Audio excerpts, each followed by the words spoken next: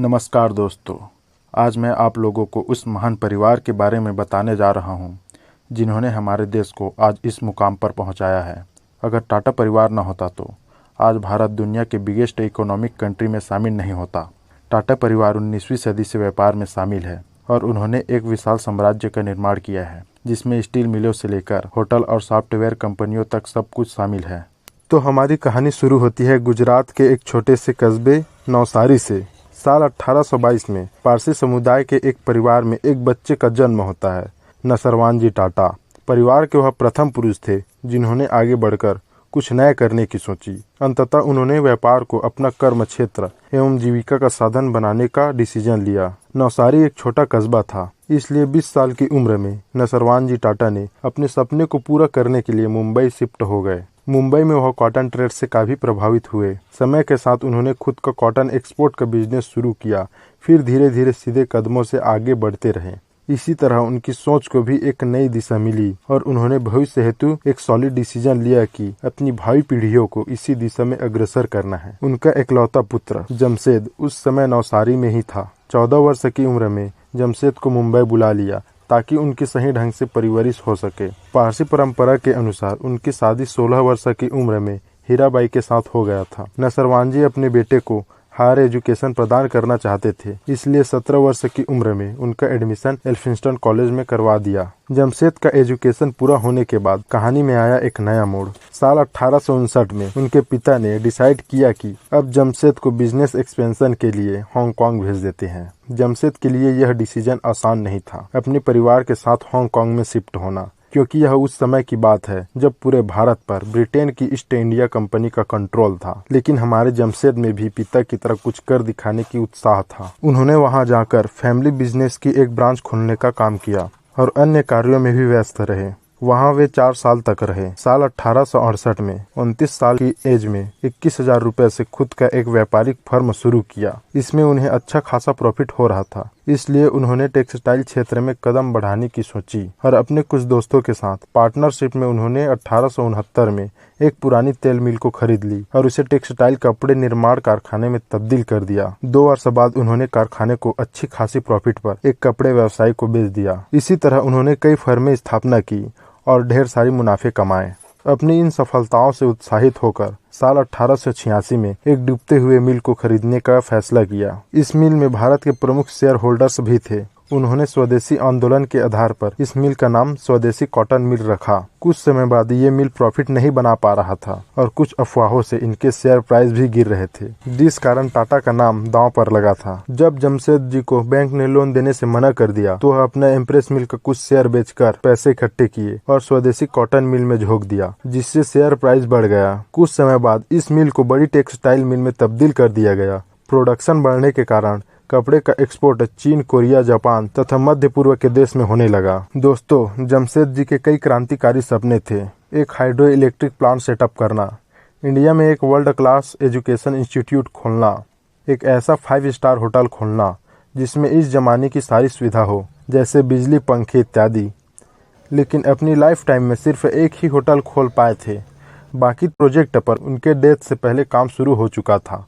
फिर बाद में उनके बेटे दोराब जी टाटा ने अपने पिता के अधूरे सपने को पूरा करने के लिए रुके हुए प्रोजेक्ट पर काम शुरू किया। साल 1940 तक टाटा साम्राज्य इतना बड़ा हो चुका था कि उसके अंदर 14 अलग अलग कंपनियां थीं। लेकिन बस ये तो शुरुआत थी।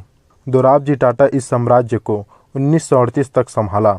फिर उसके बाद जमशेद जी के चचेरे भाई के बेटे जहांगीर रतन दादा भाई टाटा, शॉर्ट में हम उसे बुलाते हैं JRD टाटा, ने पूरे कंपनी को टेक ओवर कर लिया। JRD टाटा पहली भारतीय थे जिन्हें हवाई जहाज उड़ाने का लाइसेंस मिला था। टाटा ग्रुप में शामिल होने के बाद उन्होंने सोचा कि क्यों न अपन भी भारत में एयरलाइन की शुरुआत की जाए। फिर उन्होंने भारत की पहली एयरलाइन साल 1932 में टाटा एयरलाइन की स्थापना की थी, जिसे नेशनलाइजेशन के बाद रिनेम कर दिया गया एयर इंडिया के नाम से। सर JRD टाटा को भारतीय सिविल एविएशन का जनक माना जाता है। आप लोगों को जानकर हैरानी होगी कि जो आज पूरे देश में लगभग सारी कंपनियों में वर्कर के लिए 8 घंटे की शिफ्ट प्रचलन है, इसकी शुरुआत JRD टाटा ने ही टाटा ग्रुप में की थी। उन्होंने ही सबसे पहले वर्कर के लिए फ्री मेडिकल की सुविधा और PF की घोषणा की थी। JRD ने ही भारत की IAS की तरह टाटा ग्रुप में लीडरशिप को तराशने के लिए टाटा प्रशासनिक सेवा TAS की शुरुआत की थी। अब होती है हमारे प्यारे सर रतन टाटा की एंट्री। रतन अपनी पढ़ाई खत्म करने के बाद साल 1962 में भारत लौटे। तब JRD टाटा ग्रुप के चेयरमैन थे। उन्होंने रतन को टाटा स्टील में काम करने के लिए जमशेदपुर भेज दिया ताकि टाटा स्टील के कार्य को अच्छी तरह से समझ सके। आप यकीन नहीं करेंगे, यहाँ उन्होंने नीली वर्दी पहनकर अन्य कर्मचारियों की तरह काम किया। साल 1971 में टाटा ग्रुप की एक company national radio electronics Nelco की बागडोर रतन के हाथ में दे दिया गया, जो कि उस समय लॉस में चल रही थी, जिसे रतन ने अगले 3 सालों में कड़ी मेहनत से बचा लिया और नेल्को के शेयर प्राइस को 2% से 20% तक बढ़ाया। अनफॉर्चुनेटली इस टाइम के दौरान इसे इमरजेंसी किया गया। इससे नेल्को के बिजनेस पर वापस एक बुरा असर पड़ा और नेल्को को बंद करना पड़ा। साल 1975 में रतन टाटा ने हार्वर्ड यूनिवर्सिटी से मैनेजमेंट की डिग्री हासिल की। फिर आगे चलकर 1977 में रतन टाटा को फिर एक और टाटा ग्रुप की एम्प्रेस मिल को संभालने की जिम्मेदारी दे दी गई, जो कि यह भी बंद होने के कगार पर थी। रतन टाटा ने इस कंपनी को बचाने के लिए मैनेजमेंट टीम से 5 लाख रुपए की इन्वेस्टमेंट का प्रपोजल रखा था, लेकिन टीम ने इनकार कर दिया। फिर कुछ दिनों बाद यह मिल भी बंद हो गया। JRD टाटा को पूरा विश्वास हो गया था कि अब रतन उनकी पुश्तौनी साम्राज्य को संभाल सकता है और इसे मुझसे भी आगे ले जा सकता है। 25 मार्च 1991 को JRD टाटा ने एक अनाउंसमेंट किया कि रतन अब टाटा सन्स का अगला उत्तराधिकारी होगा और कुछ समय बाद JRD टाटा अवकाश ग्रहण कर लिया। टाटा पहले से ही कमर्शियल और पैसेंजर व्हीकल बनाती थी, लेकिन रतन टाटा ने आम इंडियन के लिए लग्जरियस कार लाने का डिसीजन लिया और उन्होंने 30 दिसंबर 1998 में इंडिगा नाम से एक लग्जरियस कार लॉन्च कर दिया और इनके लिए उन्होंने बहुत मेहनत की थी, लेकिन इसके बावजूद भी टाटा इंडिका फ्लॉप हो गया। और यह देखकर रतन ने अपनी कार कंपनी को बेचने के लिए ब्रिटिश फोर्ड कंपनी के पास चले गए। कुछ देर मीटिंग के दौरान फोर्ड के चेयरमैन ने रतन से कहा कि अगर तुम्हें कार बनानी नहीं आती तो तुम इतने पैसे इसमें क्यों डाले? हम तुम्हारी कंपनी को खरीदकर तुम पर बहुत बड़ा एहसान कर रहे हैं। यह बात रतन को दिल पर लग गई और वह इस डील को कैंसिल कर इंडिया आ गए और इस कंपनी पर जी जान से मेहनत किया। कुछ साल बाद इसका न्यू वर्जन इंडिगा 2 निकाला। कुछ ही समय में यह कंपनी आसमान छूने लगी।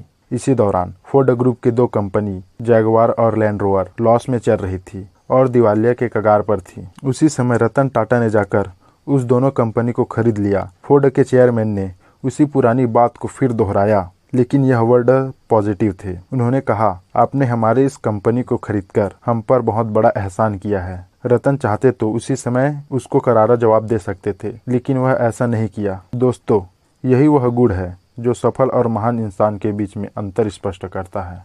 अगर आपको इस वीडियो में मजा आया हो तो इस वीडियो को लाइक करें और नेक्स्ट वीडियो किस टॉपिक में चाहिए नीचे कमेंट करें।